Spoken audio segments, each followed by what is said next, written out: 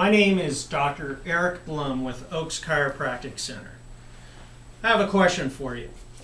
Are you always experiencing muscle tightness, joint stiffness, even sharp pains, lack of range of motion?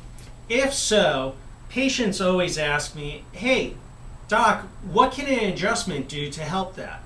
Well, as a sports chiropractor, we use specific protocols to adjust patients.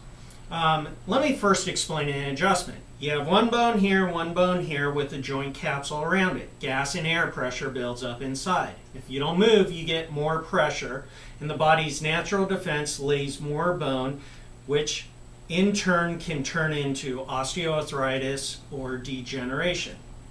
The adjustment is to release that pressure so that we increase your range of motion and flexibility. What I do differently is I use different modalities, stretching and muscle work to help loosen you up. Then I'm able to deliver a precise, specific adjustment at that target spot to increase your range of motion and flexibility. If you want to see how I can help get you back, increase your range of motion, give us a call or go to our website at www.oakswellness.com. Thank you.